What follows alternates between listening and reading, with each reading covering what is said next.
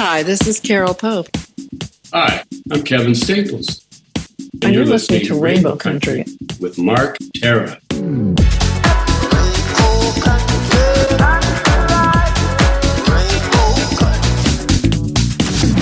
The views and opinions expressed on the following program are those of the persons appearing on the program.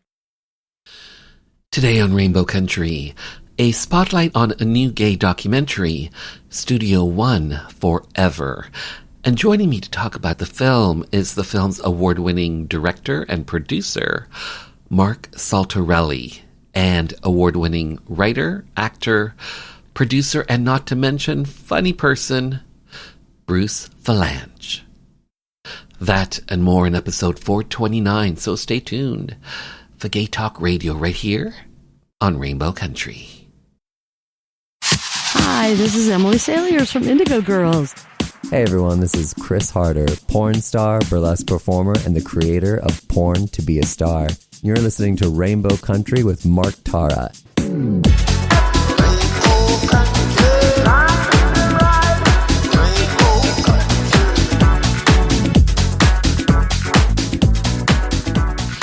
Well, hello and welcome to a brand new journey through Rainbow Country. As I like to call it, a little gay radio show working to give voice to the LGBT community and beyond. And as always, I am your tour guide through Rainbow Country. I'm producer and host, Mark Tara. By the way, Rainbow Country originates from CIUT FM in Toronto and now proudly in syndication across Canada from coast to coast to coast. The Yukon, British Columbia, Saskatchewan, Manitoba, the east coast of Canada in Newfoundland, Ontario, even down to Buffalo, New York, and online. Well, thanks to you tuning in, streaming, downloading, but ultimately listening. Together, we continue to build Rainbow Country into a nationally syndicated gay radio show, as well as being recognized as a #1 Canadian LGBT podcast. So, today, a spotlight on a new gay documentary called Studio One Forever, a film about a West Hollywood gay bar that, in the 1970s, was the inspiration for the iconic Studio 54. Joining me to talk about Studio One Forever is the film's award-winning director and producer, Mark Saltarelli, and award-winning writer, actor, producer, Bruce Vilanch. Plus, in Hour 2, music from LGBT artists, independent artists, voices that we've come to know and love in classic disco, classic 80s, classic house, and on this episode I'm featuring some classic house, a trans artist set, and more. All that lies ahead as we start Journey 429 through Rainbow Country. Our first stop, the Rainbow Country Bookstore. Today, British author Adam Smith reads from his gay history book, Deep Sniff, A History of Poppers and Queer Futures. By the way, the reading is accompanied by the parody song, Just a Quick Sniff of Poppers from drag duo Cookie and Kashida.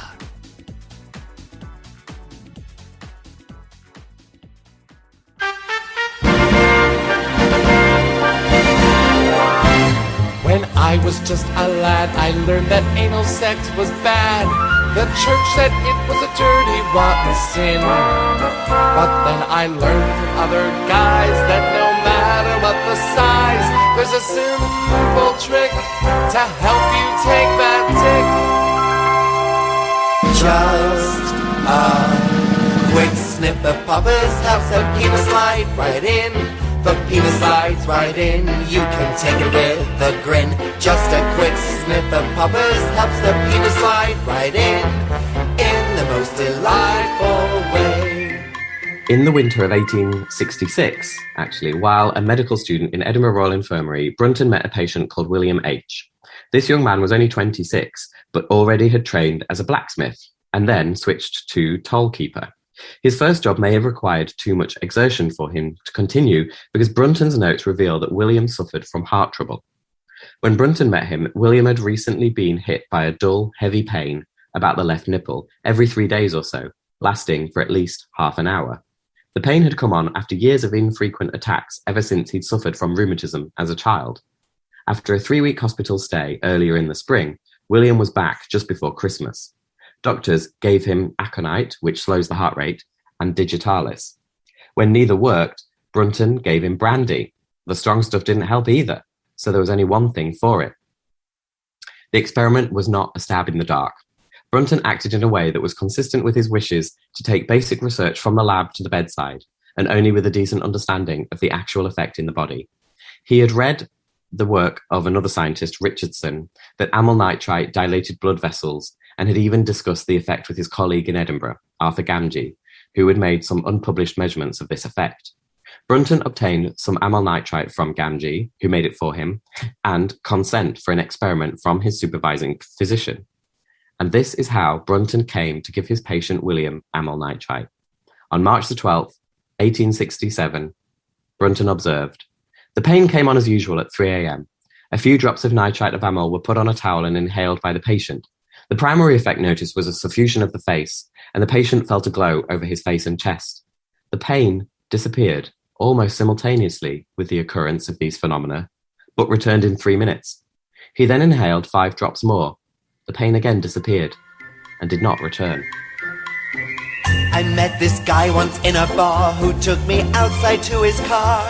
He spread my cheeks and tried to ram it in. I screamed, "No, it's too big!" He said, "Take it all, you pig!" Then he shoved this small brown bottle up my nose. And girl, I gotta tell you something. That quick snip of puppers helped the penis slide right in.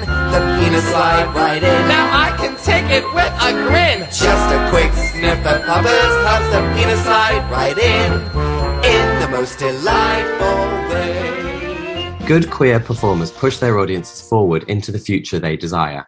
A good performance is utopia for a moment. In the Royal Vauxhall Tavern, all of these potential utopias were willed away when the police stormed in. Performances interrupted, orgasms foregone, connections broken. The police brought their alternative performance. The police did not just want to stop what was happening, they wanted to make their own utopia for a moment. They pulled on their costumes and they put themselves to work on embodying authority, power, intimidation. As individual officers, people with homes and hobbies, they had been moved by some newspaper stories about a deadly sex craze and by others that spoke of a horrible illness killing men who had sex with each other. They heard the words of politicians who spoke about preserving families and protecting children. As individuals, they may even have wanted no more gay or queer people. As an organized group of individuals, each wanting to belong to something bigger than they were, police officers were grabbed by the idea of cutting the number of queer venues. All we have is the records of their group performance, the way they stopped gay and queer people. They arrested our futures, at least for a night or two. The story of these raids is a story from the past, but it is about how we live in the present, creating a future. In every moment we are performing, making choices about the future we want to build for ourselves and others. We can be inspired by other people who are better than us at articulating a future, but it is not some distant, formless thing. How we are living now is always creating a future, whether we like it or not. Whether or not we are trying, we are performing a future. As a genderqueer dancer stretches the limbs they have, they bring us into their utopia for a moment. Wow, this stuff is amazing! Yeah, let me try some. I've never done it before. Wow, this is hot. Shit. Hey, Cookie, let's put something in my ass and see if it works. I just dropped the whole thing on the carpet. Here, bend over. Let me try this chair. Oh my god, I can't even feel anything. Shit, the whole thing fits. Wow, the room is spinning right now. These are great, but you know what? You can't use them if you're taking Viagra. Why? Well, because you'll die. Oh, that's a problem. Yeah. Wow, this stuff is amazing. So this goes out to all the guys who are too concerned with size. It really doesn't matter anymore. As you watch his manhood grow, shove that bottle up your nose. Relax, Relax your hole, and slide down on that pole. Just a quick snip of puppers help the penis slide right in. The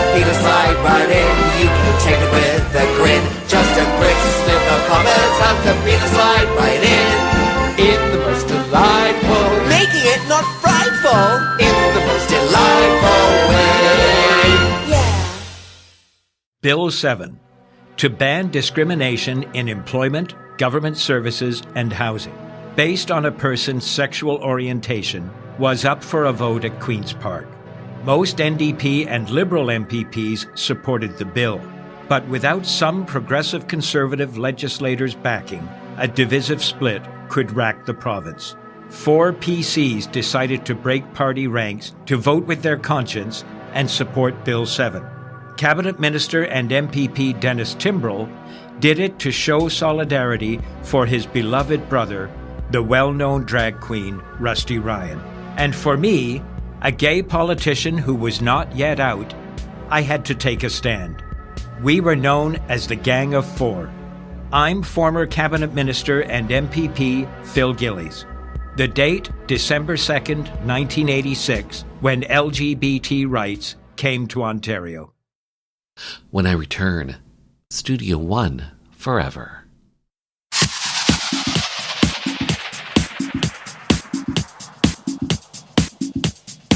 Hi, everybody. This is Gino Vanelli. You're listening to Rainbow Country with Mark Tara.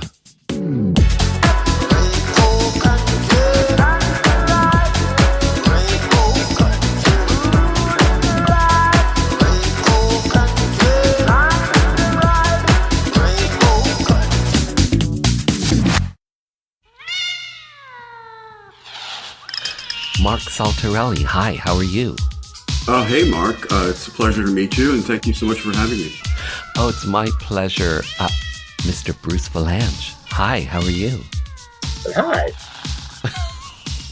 How are you, Mr. Bruce Valanche? I'm frequently mistaken for Donna Kelsey, so I have to issue a disclaimer. Oh, okay.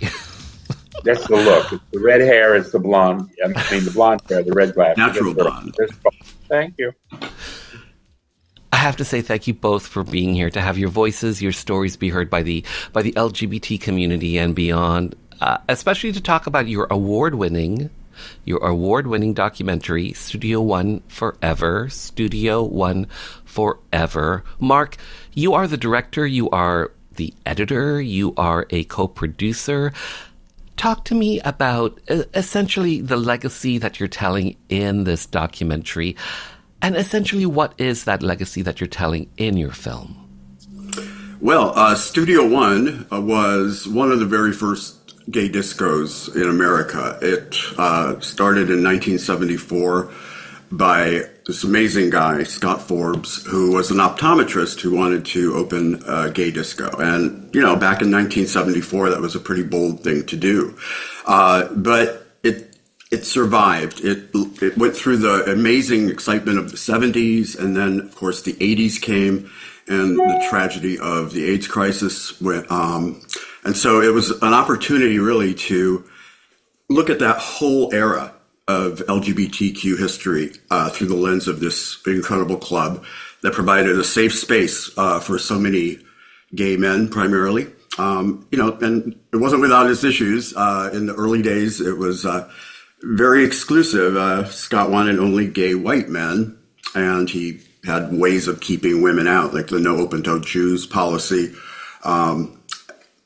requiring multiple forms of ID. So we cover it all, warts and all. And it's really a journey through LGBTQ history. And Bruce, for yourself, how did you get involved in this project? Talk to me about the origins for yourself. Look at Mark. He called me. Look at him. How could I say no? The truth is, I was, I'm old enough to have been there. As I say in the movie, if you were around in the 70s and you say you remember it, you weren't there. But I was, and I've had snatches of it still come back to haunt me. So I used to work at Studio One in the back lot, which was a nightclub in the back. And that's where Broadway divas would come in, like Cheetah Rivera and Bernadette Peters, and they would do their shows. And a lot of the times I was writing those shows.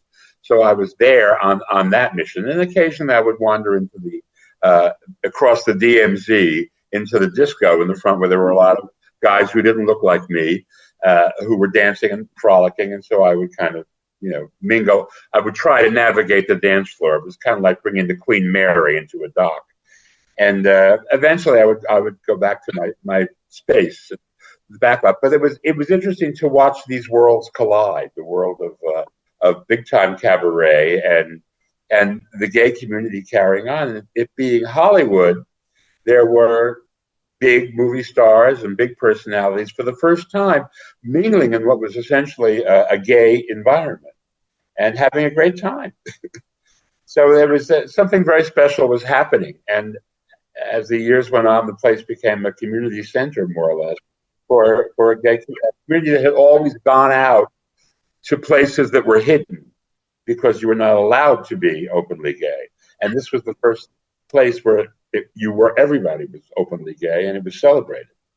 So that became a focal point later on as the AIDS epidemic started, and it was a part of all of that. And that's what the movie shows, how the community grew, and how in this particular community in West Hollywood, Studio One was a linchpin for all of that. And Bruce, can you talk to me about the origins of the backlot? How Liza Minnelli, Chito Rivera, and a heart attack essentially got that space going. Can you talk to me about that?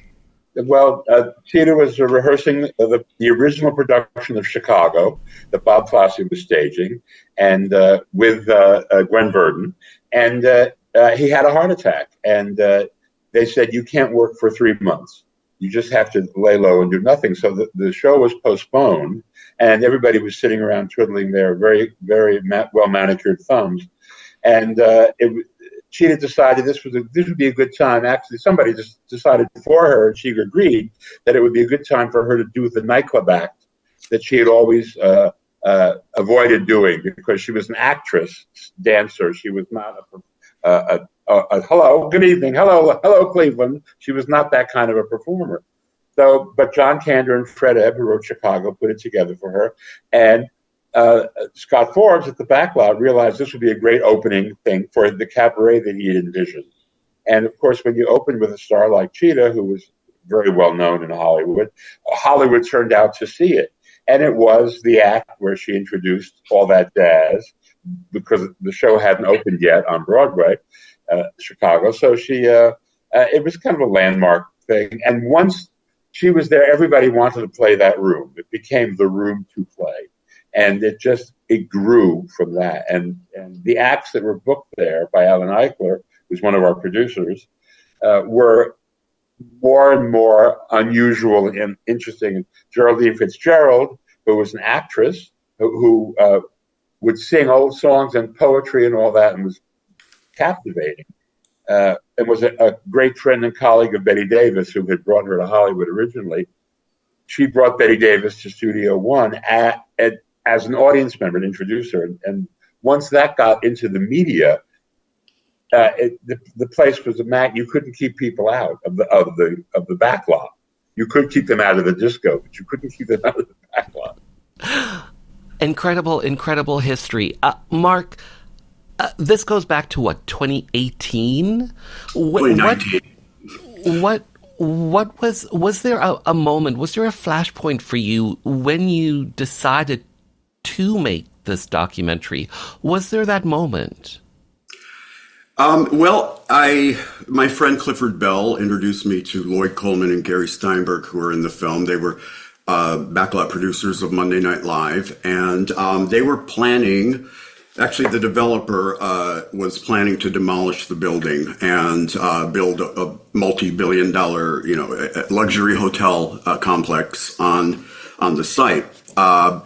And I found out through Lloyd and Gary that that this was happening, number one, and that these two women, Kate and Chrissy, developed the Save the Factory, that's the building that Studio One was housed in, campaign to let everybody know that they're going to demolish this building and our history. And they actually developed, a couple of years before I got involved, a 40-page document that had a lot of the people that I would go on to interview and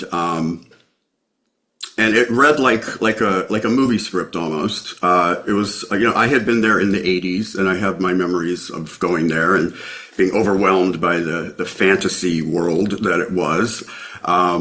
But I had no idea what happened before I got there. I had no idea about the incredible 70s and how it was sort of, groundbreaking. And I always thought it was just a cheap ripoff of Studio 54.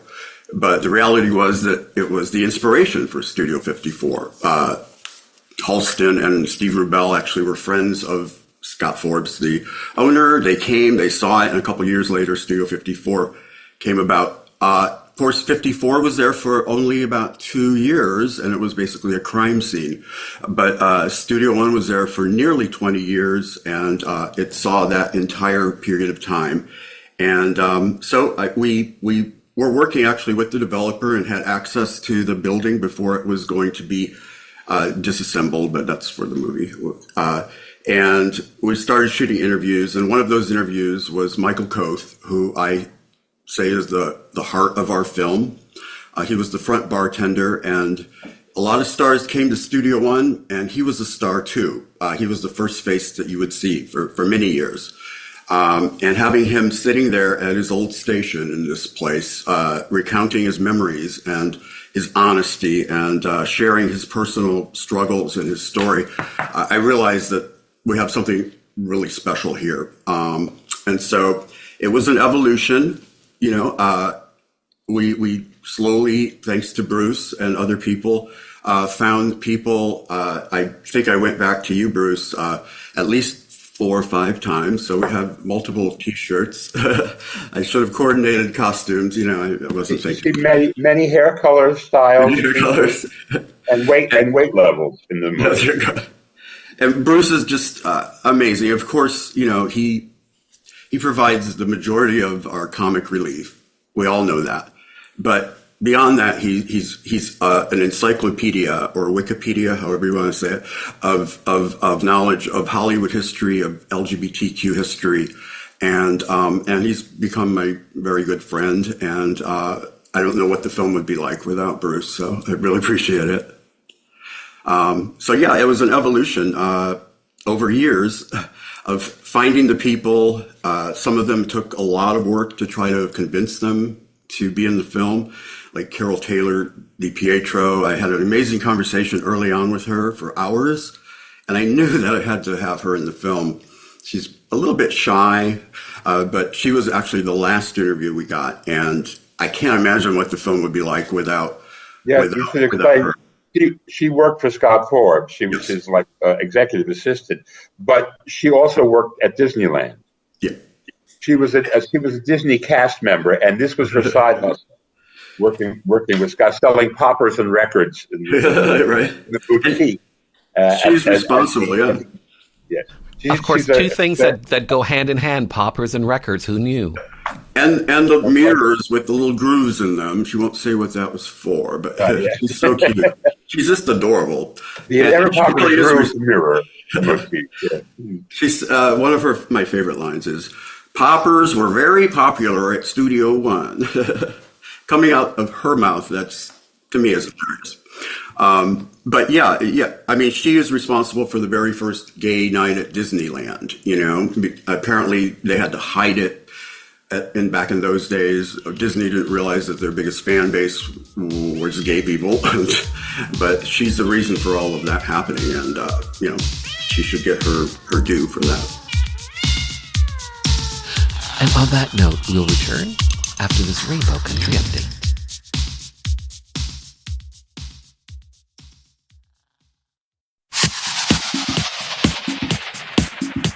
I'm Brian Bradley, author of Outrageous Misfits, female impersonator Craig Russell, and his wife, Lori Russellidi. You are listening to Rainbow Country with Mark Tara.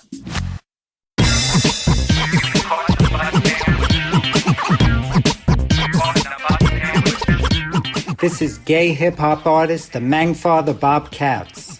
An artist friend of mine recommended that I check out Mark Tara's Rainbow Country years ago, and I've been enjoying it ever since. Mark's excellent interviews highlight all aspects of the LGBTQ community and he's not afraid to ask the difficult questions that other hosts avoid. And I love, love, love the music that Mark plays on Rainbow Country each week, especially when he plays my music. But seriously, Mark Tara has been such a supporter of my music and has turned me on to so many great LGBTQ artists that I'd never heard of before.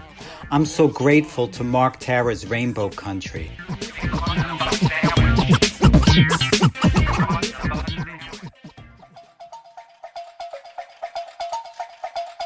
If you are in the Toronto area, say in mid-November, I want to bring this to your attention.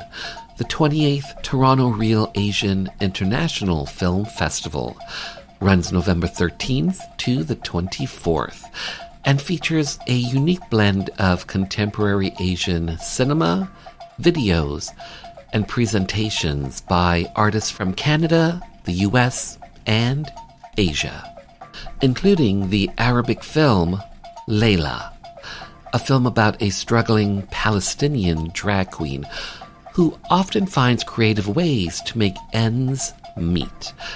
At a stuffy corporate event, Layla's performance goes terribly wrong, making their outrageous antics go viral.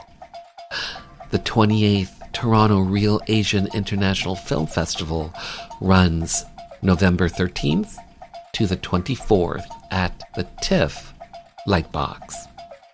For more information, simply visit realasian.com.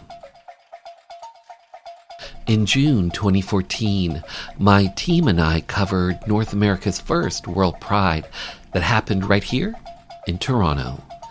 The footage that we captured recently got turned into a documentary that's out right now.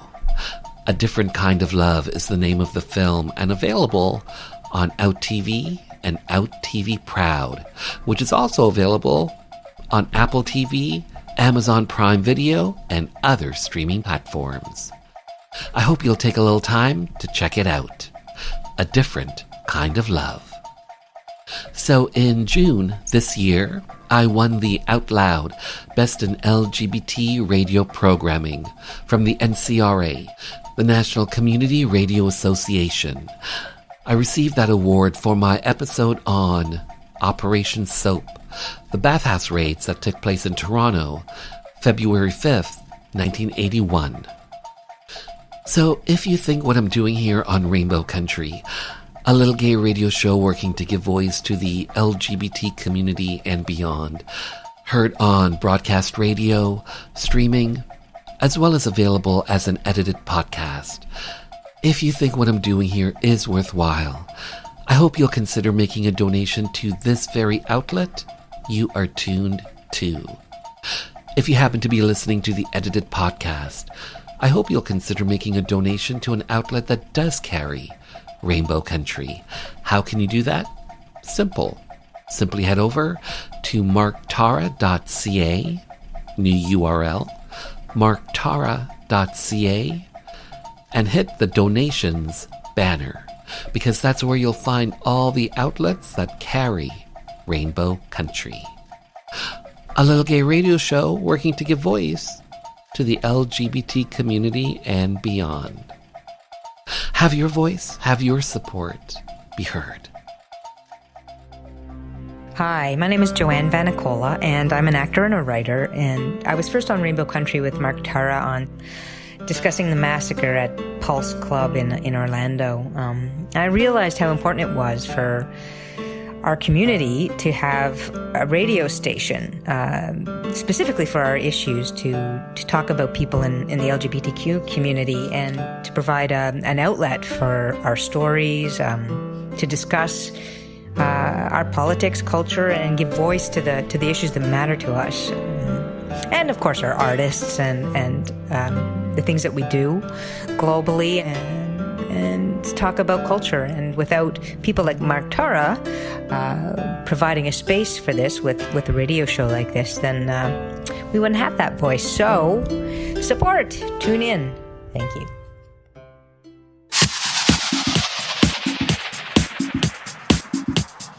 I'm Sky Gilbert.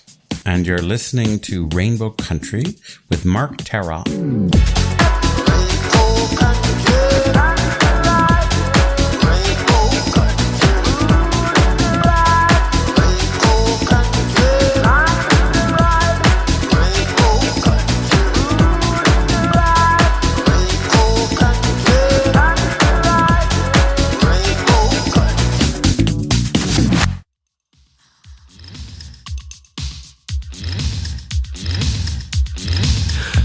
Okay, so quote, the most exciting woman on earth, unquote.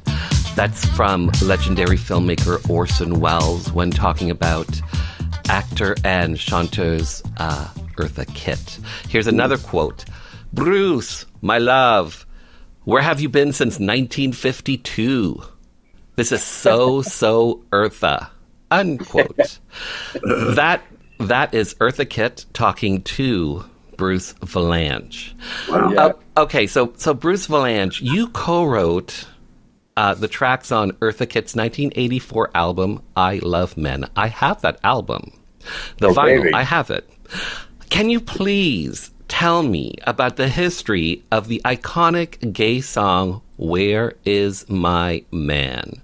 Well, because there's an interesting story behind that song. In a nutshell, I wrote the first draft of a movie called Can't Stop the Music, which the Village People movie, from which I was fired when I asked for money after the third rewrite. But I somehow remained with the production. And Jacques Morali, who created the Village People, also did a thing in Paris every year for the Crazy Horse nightclub, which was where these Amazonian models with huge fake boobs would come out and lip sync to new songs recorded by famous people that Jacques knew. And he had Eartha, he'd made a deal with Eartha to do one of these songs, and he needed the song for her. And he called me and said, darling, I believe you can write lyrics. And he said, the song is titled, Where Is My Man? I'm sending you the tape. And so I got the tape. And of course, I didn't know Eartha at that point, but I knew Eartha, So I wrote the thing to her, and he sent it to her. And he said, we have to give her a demo. She won't understand otherwise. So I recorded a demo in which, of course, I did Eartha Kitt. I want a man who will kiss me and love me and all that stuff. And she got the demo, and she liked it very much. And she called me and she said, you do a very good impression of me. If I hear you are getting paid for it, I will kill you. So that was the beginning of the relationship. And then later on, when we were recording the thing, which we did in New York, she turned to me, and at one point she said, Drew, where have you been since 1952? That 1952 was when she made her big breakthrough in a show called New Faces, where she and Paul Lynde and Alice Ghostley were all in the show together. And Orson Welles knew her from when she was a dancer with Catherine Dunham at the Ballet Africain. But he was always very, very smitten with her. And I think she was smitten with him, but I'm sure once they got together, they realized it was Clash of the Titans. And it was not meant to be more than a casual sort of thing. And then Eartha and I became friends, and we did the entire album, I Love Men, and it brought her back, really. I mean, she was sitting in Connecticut, not working, because she'd gotten into political trouble during the Johnson administration, and she was on a lot of blacklists. And this brought her back as a disco star. And as I remarked, after we'd made a lot of money, I said, Eartha Kitt really is my favorite 12 inches. It was all vinyl, and it charted all over the world, but not in the States because they wouldn't play disco. They wouldn't play disco songs on the radio back then, so they were in an anti-disco mood. It was a worldwide top 10 hit. So yeah. Bruce, you are a multi-award-winning artist. You won 2 consecutive Emmy Awards for your writing on the Oscars, on the Academy Awards. You were doing that from 2000 to 2014? Well, I did 25 Oscar shows, starting with the infamous Rob Lowe Snow White show, which I've written about in the book, which is now available for pre-order on Amazon. It's about all the television shows I wrote in the 70s that were disasters. And Can't Stop the Music is in there too. It seemed like a bad idea at the time. So lots of funny stories. That's my side promotion here. But, what was it like writing for the Oscars? It's kind of like playing in the Super Bowl. I mean, you know that anything that's good, they will remember, and if it's terrible, it will live with you for the rest of your life, because it's the biggest show in the world. It's live. It goes all over the place, and so the pressure is on. Those two shows were Billy Crystal shows. The first one was the one where we famously jettisoned a lot of the script because his co-star in City Slickers, Jack Palance, got up on stage and started doing one-arm push-ups when he won his Oscar, and so it was too good to resist. But what people don't realize is Jack Palance's first line in his acceptance speech was, "Billy Crystal, I crap bigger than that." So the bar was set. It was set low, but the bar was set for us to come back with a lot of jokes. And we won an Emmy for essentially rewriting the show on the fly in the biggest show in the world. So they gave us an Emmy, and then they gave us an Emmy for the show next year, where we did a lot of jokes about the show the previous year. And I'm delighted. But and I've lost more Emmys than I've won. I've lost a whole bunch of Emmys. Well done to you. Mark, we've been talking about films. We're talking about music. Music in your documentary. Talk to me about what that process was like to get some of those songs. You've got like Donna Summer's "Dim All the Lights" and others. What was that process like? Well, that probably was the most difficult part of the entire process, and that's probably why it took so many years to finally get it finished. When I started putting it together, I kind of went a little crazy. I mean, I knew at some point we're going to have to deal with paying for all of this. And I think the first budget from the songs that I had was about, I don't know, $500,000. So obviously I had to find other ways. We have a lot of original songs, and that's all thanks really to Alan Eichler, who not only is an amazing part of the film. He booked Geraldine Fitzgerald and had Betty Davis introduce her. And he came with all of these incredible photos. Anyway, fast forward, we had some fundraising screenings, and he was blown away by the film, and he said, "I would like to help you." And indeed he did. And because of his incredible contribution, we were able to, I had to reduce the budget considerably, obviously, but we were able to get the film finished. You mentioned Donna Summer. Originally I wanted "I Feel Love," but they wouldn't go for that for the rate we were going for. So, but they gave us "Dim All the Lights," which is amazing as well. Some of the songs that we just couldn't afford. I have an amazing guy, Jake Simpson, who was a Star Search winner. He's gay. He lives in the Midwest, and he is a disco freak. He has a studio that has all of the original, equipment from the era of disco music. And I would say, can you just create something that has kind of this feeling of a song? And within a day, he would be sending me this amazing piece of music. So without Jake's support, I don't know how we would have gotten this film done. And I defy anyone to tell me that, it's not the original song in some cases, because of Jake's amazing work. So yeah, it's been quite a process. But after 4 years, we completed it, and finally it's out to the world, streamable. And by the way, Eartha Kitt, there's an archival clip on the DVD and Blu-ray, if anybody still has those machines, on there, along with Chita Rivera's entire uncut interview, a lot of scenes that I had to delete, and an amazing commentary with me and Bruce and Stephen Israel of us babbling over the movie. So please watch the movie first, because you won't know what's going on otherwise. So this movie covers some really, really amazing gay history.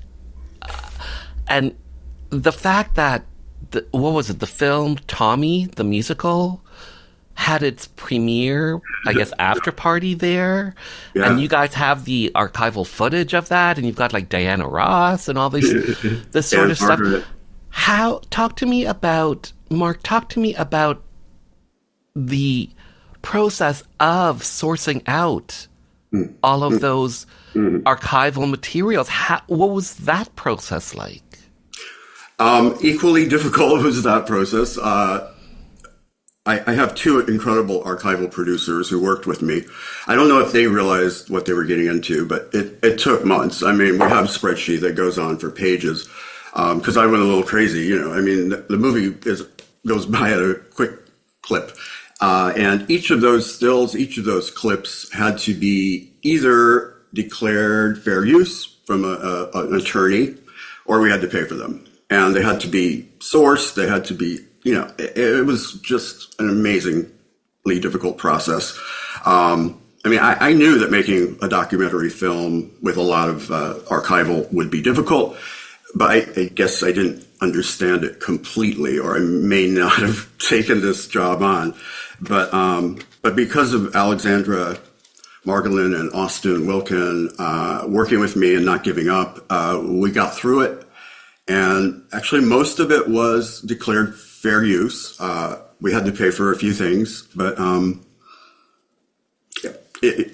just proud that I didn't give up, because there were moments when it became overwhelming, and I wasn't sure if we would ever be able to make the money that we needed to get this finished. But I'm so glad I didn't, because the response has been amazing.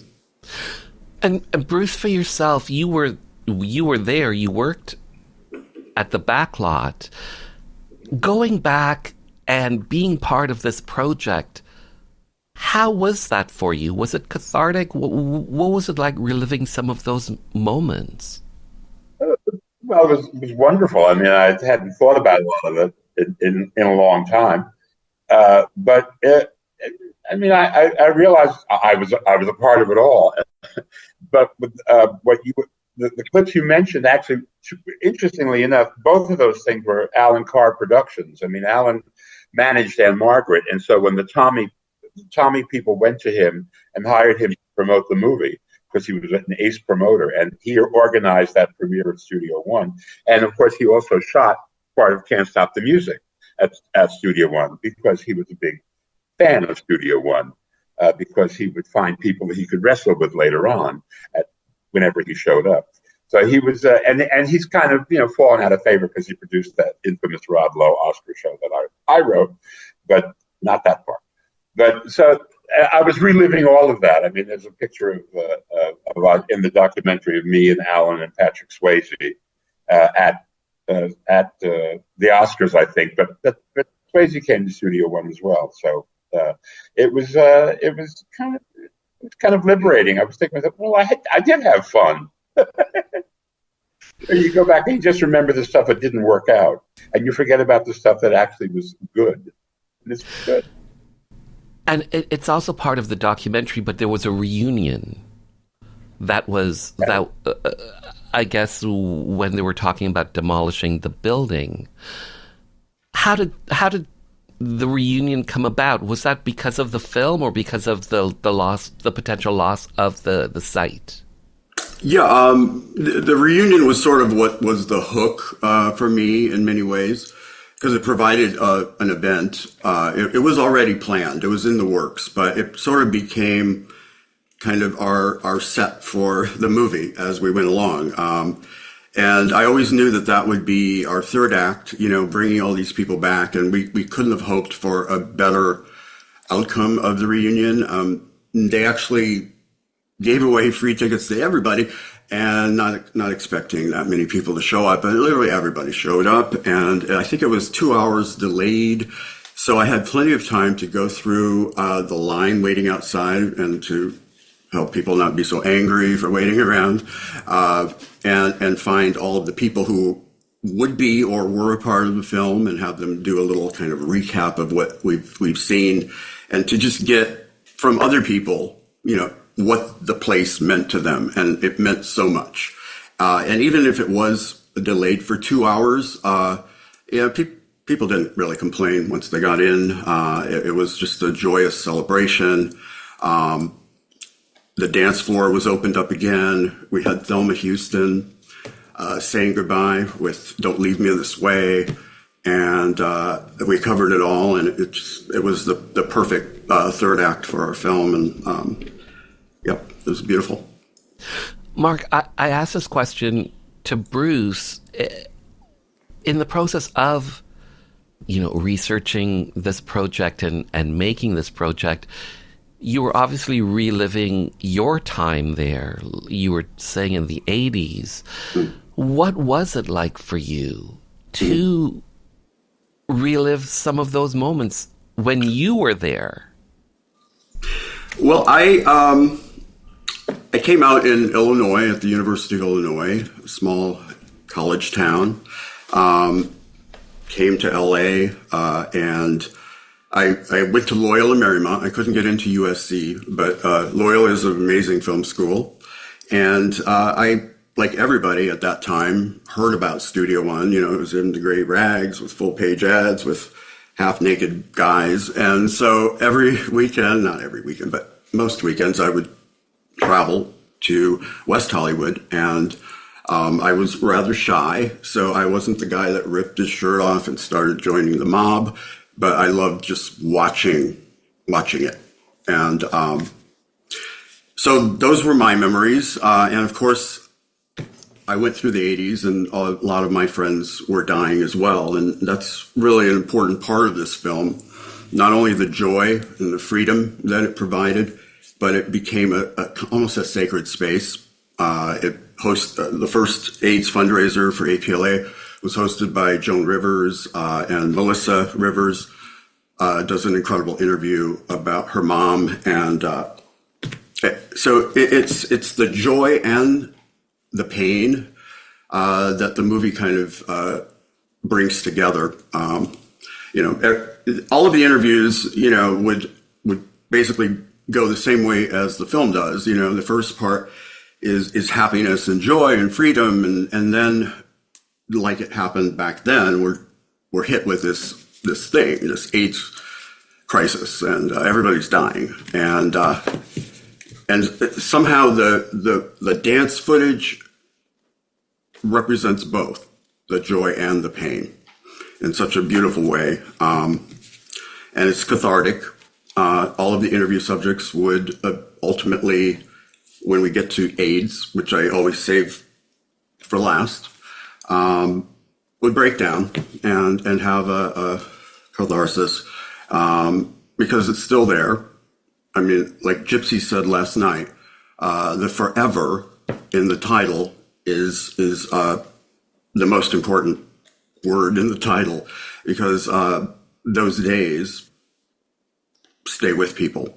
It's a PTSD, and that's why this ugly building meant so much to so many people, and why they banded together and tried to save it from just being demolished, and taught the developer, what the building represented to the survivors of this lost generation. As John Duran, the former mayor of West Hollywood, says, in this very tiny little area of West Hollywood, over 10,000 people died.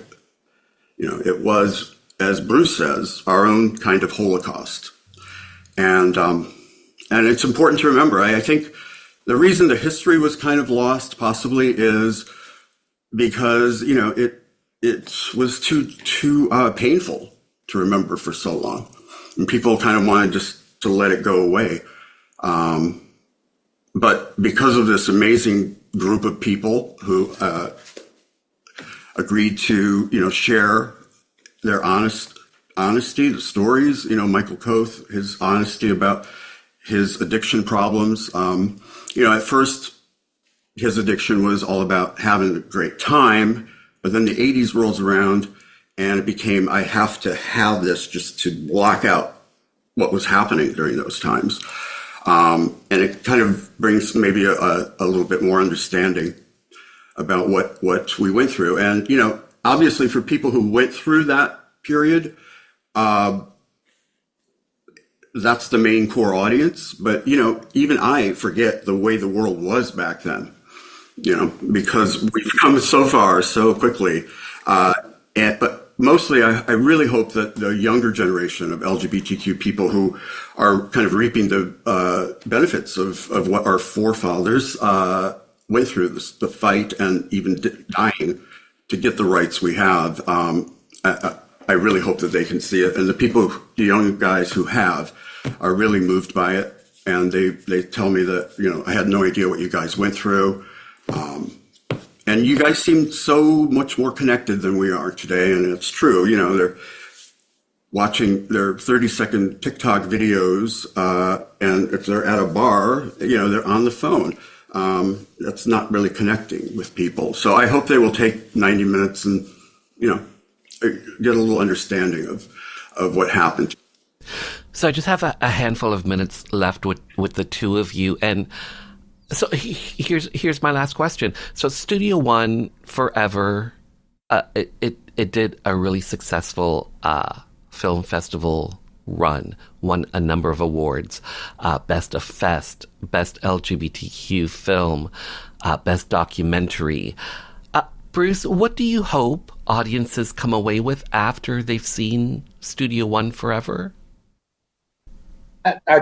If they didn't realize there was a community before, they do now after seeing it, and I think that they realize that there's more to it than just boom, boom, boom, and hedonism, and the generation that, of course, has grown up with people not dying of AIDS, so because there is a cocktail that they can take to prevent it, or to ameliorate it, but they don't realize what went on before. They don't realize the struggle that the generation before them had, and I think that they will come away with an education and a sense of what the joy was all about. And what the loss was, and how we replenish ourselves afterwards. I mean, I think that's what they go thinking it's going to be a movie about, like the Studio 54. It's going to be about famous people doing face plants on the dance floor, but in fact, it's about a whole lot more than that. It's about joy and loss and community and building and all of that. And Mark, for yourself, I just have a couple minutes left. What do you hope audiences come away with after they've seen your amazing award-winning documentary, Studio One Forever? Yeah, I hope that, again, the younger generation will find it and take the time to watch it. We actually have an educational distributor added to our distributor, and we hope to get it into universities, and it can be a tool for, I always say, what Studio One did was we were the other, and Studio One merged the Hollywood community with the gay community for the first time, as far as I can tell. And when you get to know people as human beings rather than a stereotype, they are not the other anymore. They are humans, and that's what I really hope, that people can have an understanding of our community as human beings, and in this moment right now, as things seem to be going backwards, it's important to remember what happened and how we got to the place we are before it goes away again. Well said, well said. Mark Saltarelli, Bruce Valanche, well said, well done, well filmed, well made. Thank you so much for your time. Thanks for being on the show. Thank you, Mark. Thank you. The documentary Studio One Forever is available on Apple TV, Amazon Prime Video, and other streaming platforms. For more on the film's director, simply visit marksaltarelli.com. For more on funny person Bruce Valanche, including how to pre-order his upcoming book, it seemed like a bad idea at the time. Simply visit wegotbruce.com. Phone rings. I got a message from the mayor. He's going to call me back the next day. I get the call, and he said, if you'd accept, we'd like to honor you with the key to the city. There was an event later that year in May. Just a key, right? Like, key to what? A decent job, a good singing career. It's really a metaphor, but it's history. So a reporter once talked to me and says, well, so it's key, right? Like, what's the big deal? I said, well, not everybody gets the key. So I looked it up, and I guess it is kind of a big deal. The date, May 17th, 2018, when trans activist Susan Gapka made history by becoming the first trans woman to be presented with the key to the city of Toronto. By the way, past recipients include Rush and the Raptors. And just like that, this little gay journey through Rainbow Country has come to an end. For the full 2-hour episode, simply head over to marktara.ca, new URL, marktara.ca, and hit the Archives banner. To keep up to date with the show, check out my socials at Mark Tara. The podcast is available on all major platforms. Finally, I want to take this time to thank you for taking your time to be with me. Remember, we are living in days of making dreams come true, so believe in yourself, and the world will believe in you.